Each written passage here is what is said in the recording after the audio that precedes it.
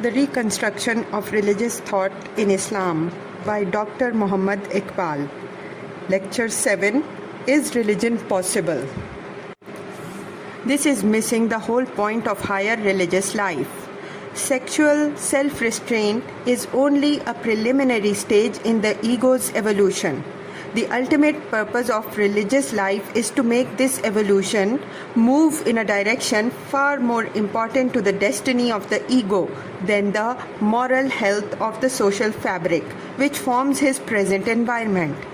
The basic perception from which religious life moves forward is the present slender unity of the ego, his liability to disillusion, his amenability to reformation, and the capacity for an ampler freedom to create new situations in known and unknown environments.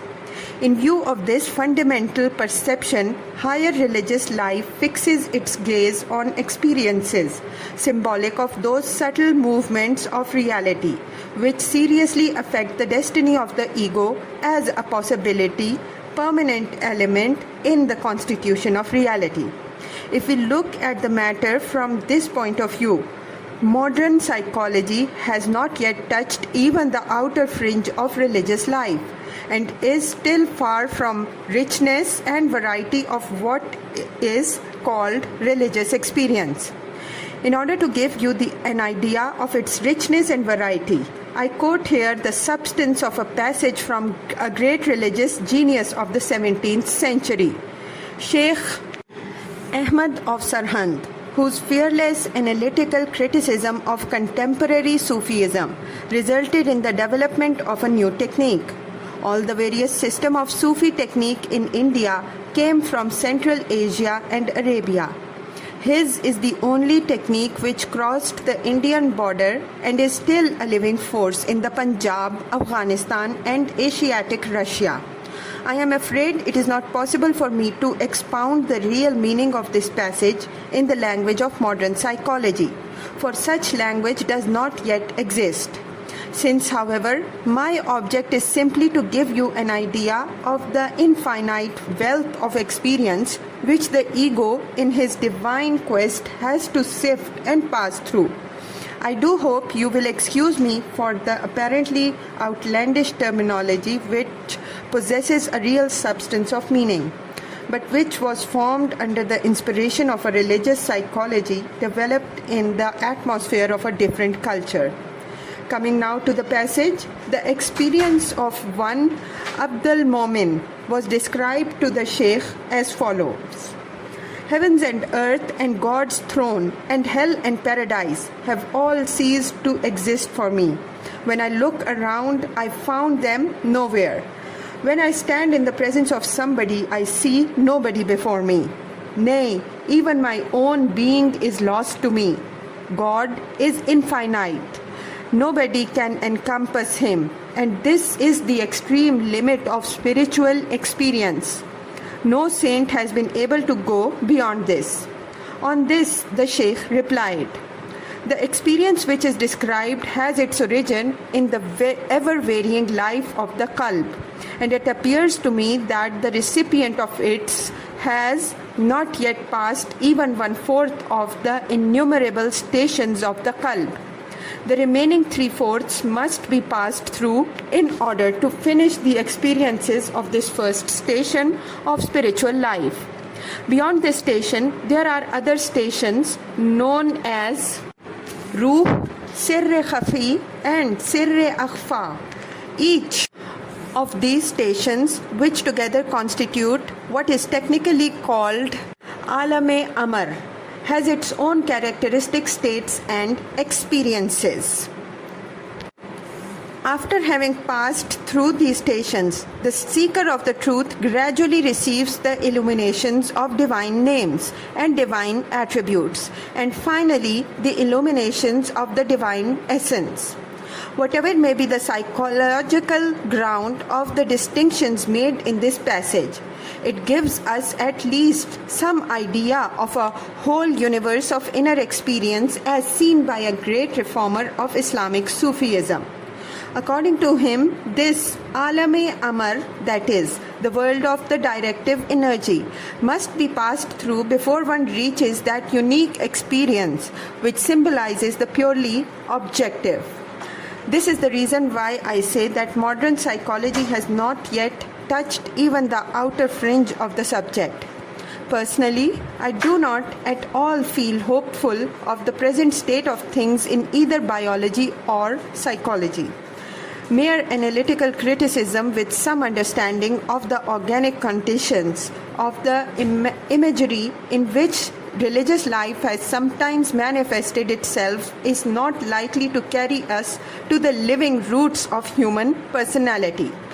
Assuming that sex imagery has played a role in the history of religion, or that religion has furnished imaginative means of escape from or adjustment to an unpleasant reality, these ways of looking at the matter cannot, in the least, affect the ultimate aim of religious life.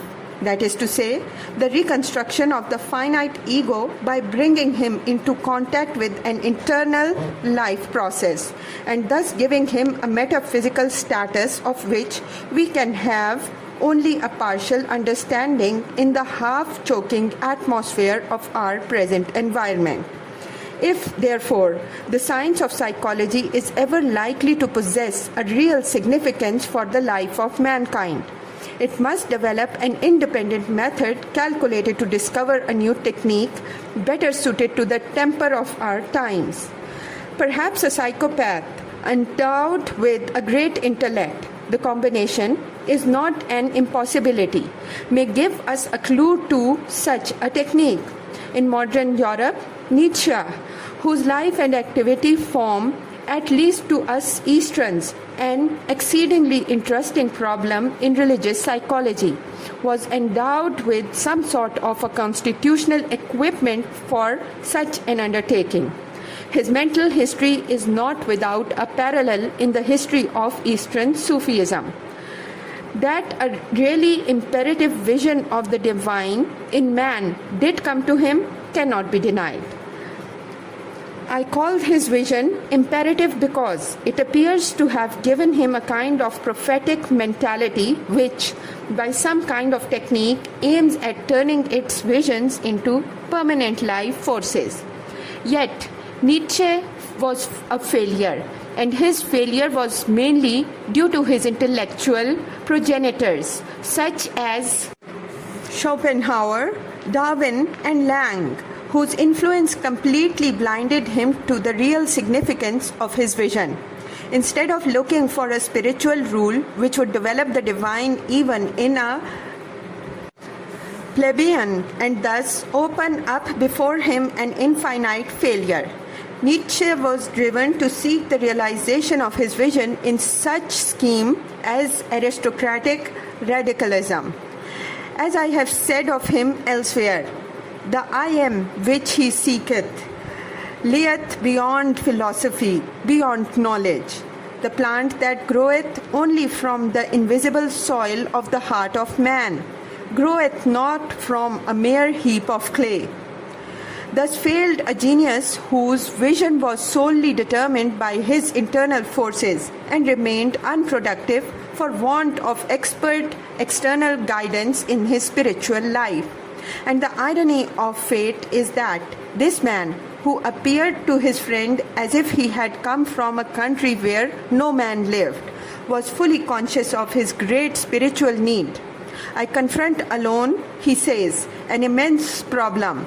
It is as if I am lost in a forest, a primeval one. I need help. I need disciples. I need a master. It would be so sweet to obey. And again, why do I not find among the living men who see higher than I do and have to look down on me? Is it only that I have made a poor search? And I have so great a longing for such. The truth is that the religious and the scientific process, though involving different methods, are identical in their final aim. Both aim at reaching the most real.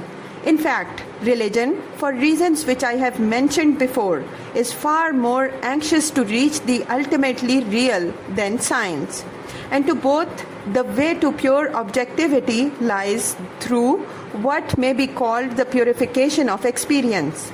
In order to understand this, we must make a distinction between experience as a natural fact, significant of the normally observable behavior of reality, and experience as significant of the inner nature of reality. As a natural fact, it is explained in the light of its antecedents, psychological and physiological, as significant of their inner nature of reality. We shall have to apply criteria of a different kind to clarify its meaning. In the domain of science, we try to understand its meaning in reference to the external behavior of reality.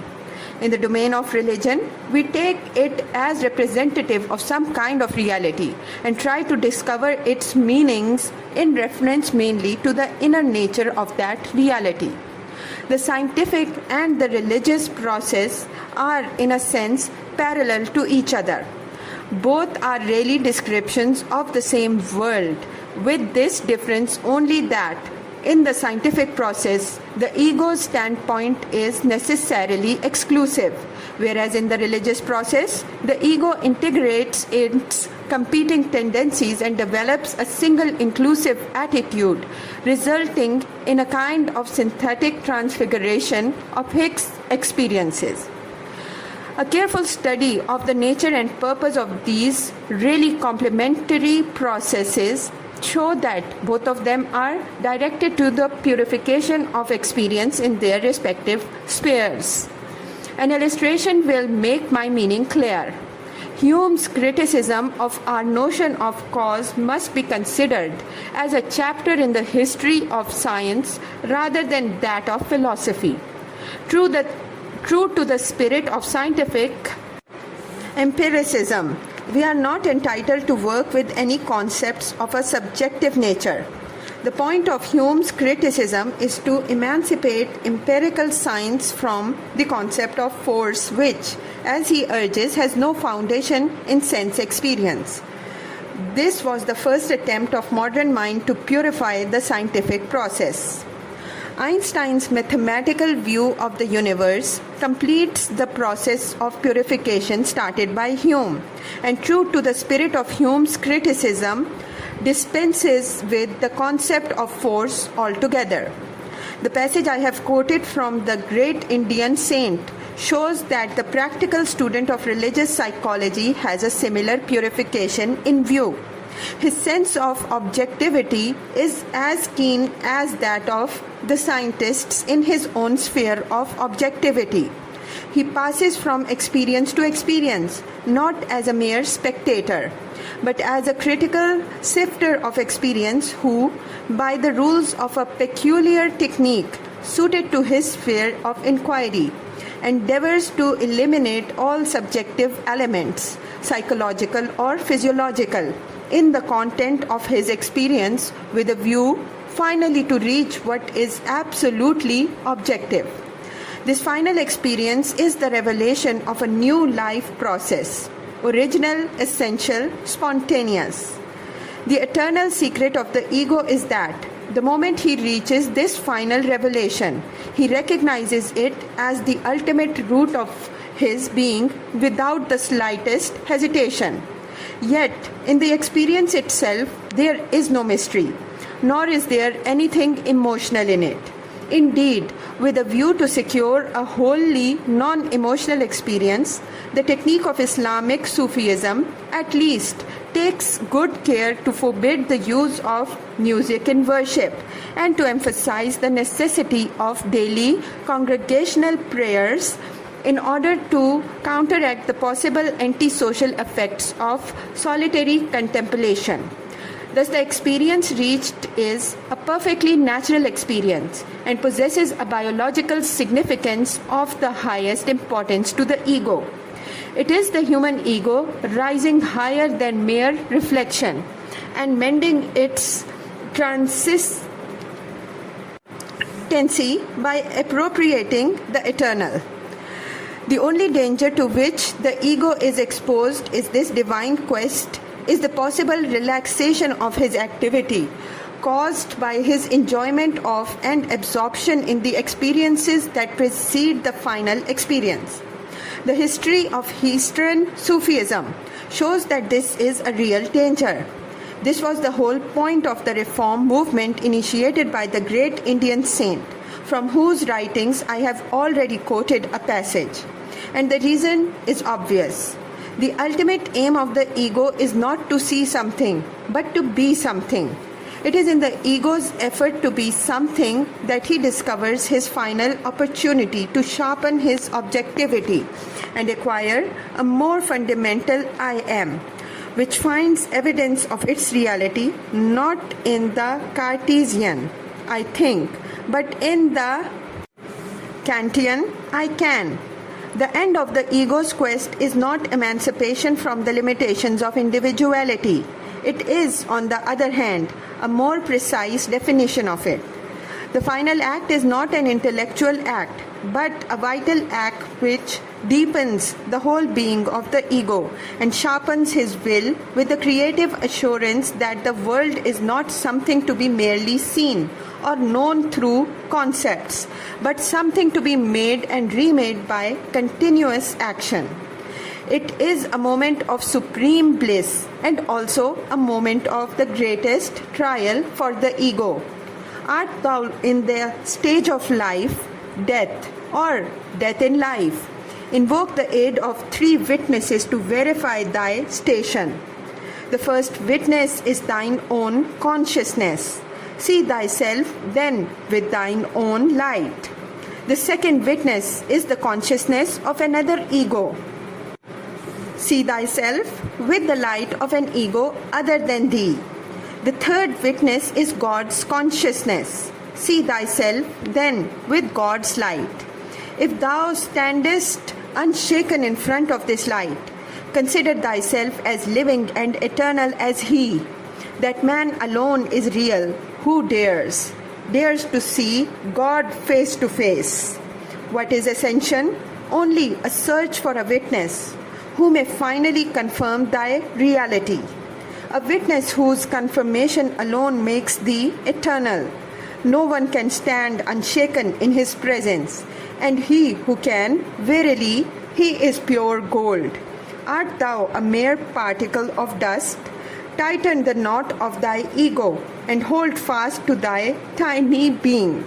How glorious to burnish one's ego and to test its luster in the presence of the sun. Rechisel then thine ancient frame and build up a new being. Such being is real being, or else thy ego is a mere ring of smoke. Javed Nama.